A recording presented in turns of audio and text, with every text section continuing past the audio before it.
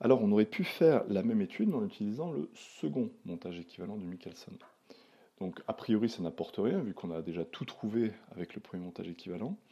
Mais on va malgré tout le faire parce que ça montre une certaine technique d'étude qui nous sera utile lorsque l'on va étudier le montage qui s'appelle le Fabry-Perot.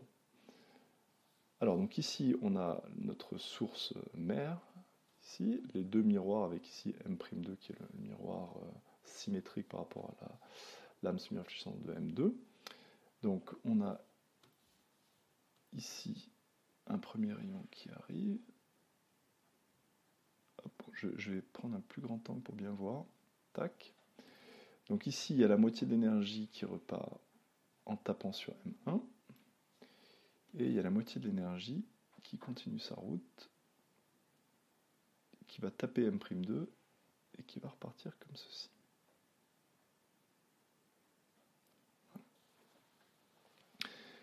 Donc ici, on imagine toujours que le bleu et le vert font la course, donc tac tac tac, là ils sont ensemble, ils sont ensemble, ils sont ensemble, ils sont ensemble, et puis là, bah, c'est un peu comme s'il y avait deux plots, et le vert doit aller tourner autour de ce plot-là. Donc clairement, le bleu ici a de l'avance par rapport au vert. Alors quelle avance?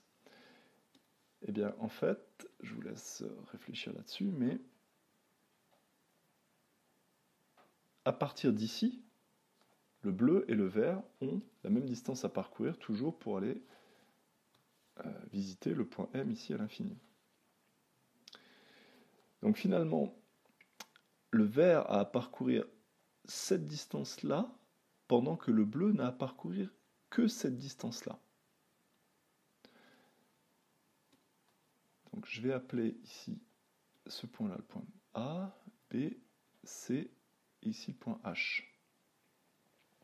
Donc finalement, on a la différence de chemin optique, la différence de marche, qui va s'écrire comme étant donc L2 moins L1, qui va être égal à AB plus BC, donc ça c'est ce que le vert fait en plus, moins AH, donc ça c'est ce que le bleu fait en plus. Et ensuite, les deux parcourent la même chose.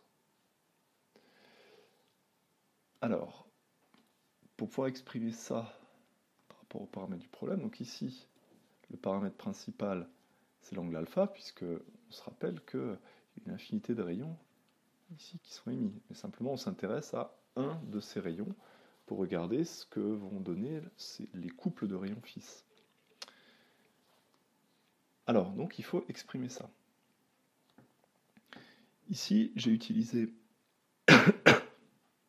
la bisectrice, puisqu'ici, on a un triangle isocèle.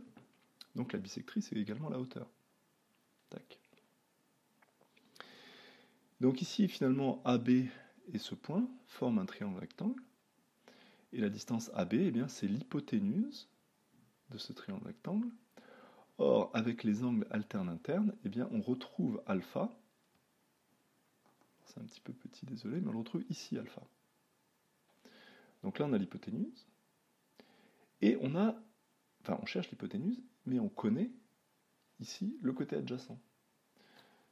Donc si on applique ça, on a cosinus alpha qui est égal à côté adjacent sur l'hypoténuse. Donc le côté adjacent c'est E, et l'hypoténuse c'est ce qu'on cherche, AB. Donc ce qu'on cherche, AB plus BC, c'est égal à 2AB. Et donc c'est égal, attention, c'est pas comme d'habitude, c'est 2E sur cos alpha. Attention à l'habitude de toujours écrire par exemple E cos alpha. C'est pour ça que j'ai bien écrit la formule trigo en faisant côté adjacent sur hypoténuse. Donc AB plus BC, c'est 2E sur cos alpha. Alors ça paraît bizarre parce que quand on a fait la première méthode, on avait 2E cos alpha et non pas 2E sur cos alpha. C'est parce qu'on n'a pas fini la démonstration. Maintenant, il faut aussi qu'on exprime AH. Alors AH, ici, eh bien, en fait, le miroir M1 est perpendiculaire à cette direction.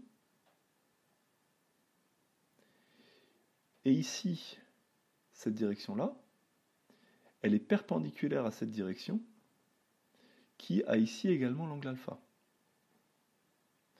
Donc, on retrouve à nouveau l'angle alpha ici. Mais donc cette fois-ci, AH, c'est le côté opposé par rapport à alpha. On ne connaît pas CH, et on ne connaît pas a priori AC. Mais AC, c'est 2 fois cette distance.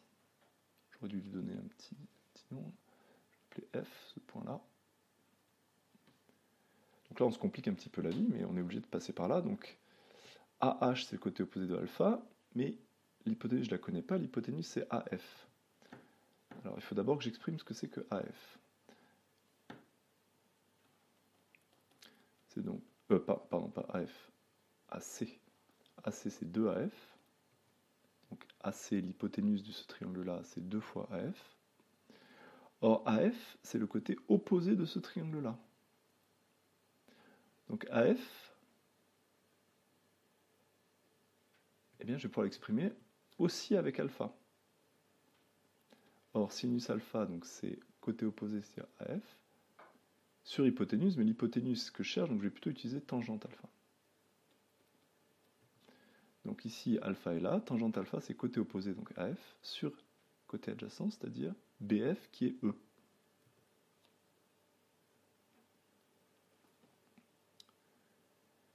Donc AC, c'est 2AF, donc AC, c'est égal à 2E tangente alpha. Donc maintenant, je peux exprimer AH en fonction de AC. Donc AH, c'est ça, c'est le côté opposé. Ici, je connais l'hypoténuse maintenant. Donc si je fais tranquillement la trigonométrie, on a donc sinus alpha qui est égal à AH que je cherche sur AC. Donc AH, c'est égal à AC sinus alpha. Or, AC, on l'a ici, donc on en déduit que AH, c'est égal à 2E tangente alpha fois sinus alpha. C'est-à-dire 2E sinus carré alpha sur cos alpha. Donc, je peux en déduire la différence de chemin optique, qui est égale donc à ça moins ça. Donc, c'est égal à 2E sur cos alpha moins 2E sin carré alpha sur cos alpha. J'ai 1 sur cos alpha que je peux mettre en facteur, j'ai également 2E, donc ça fait 2E cos alpha facteur de 1 moins sin carré alpha. Ouf, ça se simplifie, 1 moins sin carré alpha, c'est égal à cos carré alpha. Et donc on retrouve bien, puisque le carré ici va simplifier avec lui, 2E cos alpha. Et donc toute la suite est identique, vu qu'on a bien la même différence de chemin optique. Donc on voit qu'avec le second schéma équivalent, eh bien, on retrouve le même résultat, c'est logique. Mais par contre, on voit que pour y arriver, c'était beaucoup plus compliqué. Mais encore une fois, le fait de l'avoir fait ici, dans ce cas simple de la lame d'air, ça nous permettra d'être un peu plus à l'aise lorsqu'on fera une lame en verre. Parce qu'à ce moment-là, il y aura en plus de la réfraction. Alors pour finir sur le Michelson en lame d'air, on va voir ce qui se passe lorsqu'on a une lumière polychromatique. Donc ici, j'ai fait la simulation numérique avec du bleu, donc à 400 nanomètres, du bleu-violet. Et ici, on a la même simulation, donc avec la même distance entre les miroirs, mais pour du rouge. Et donc on voit ce dont on pouvait s'attendre, ce à quoi on pouvait s'attendre, c'est que eh bien, les figures d'interférence ont la même forme, c'est logique, mais elles ne sont pas identiques, vu que la longueur d'onde n'est pas la même. Et on voit bien dans l'expression du rayon de la frange circulaire lumineuse, eh bien, que ce rayon dépend directement de la longueur d'onde. D'ailleurs, on voit que ce rayon dépend de la longueur d'onde de manière croissante, donc autrement dit, plus lambda est grand, plus pour la même frange circulaire, eh bien, le rayon est grand. Donc c'est bien ce qu'on voit ici. Par exemple, si je prends cette frange circulaire-là, eh bien, on voit qu'elle est plus loin pour le rouge. Si je prends celle-ci, on voit à nouveau qu'elle est plus loin pour le rouge. Elle est tellement loin qu'elle ne rentre pas dans tout l'écran. Donc c'est logique.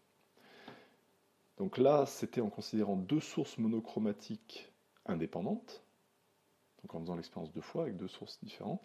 Et maintenant, ce qui se passe lorsqu'on utilise une source qui contient plusieurs longueurs d'onde, eh bien, ça va donc être la superposition des fils d'interférence pour chaque longueur d'onde. puisque, on l'a vu déjà au premier chapitre, que les différentes longueurs d'onde, les différents rayons ne sont pas cohérents. Donc en fait, on va avoir simplement la somme des intensités pour chaque couleur, c'est-à-dire la superposition des figures d'interférence.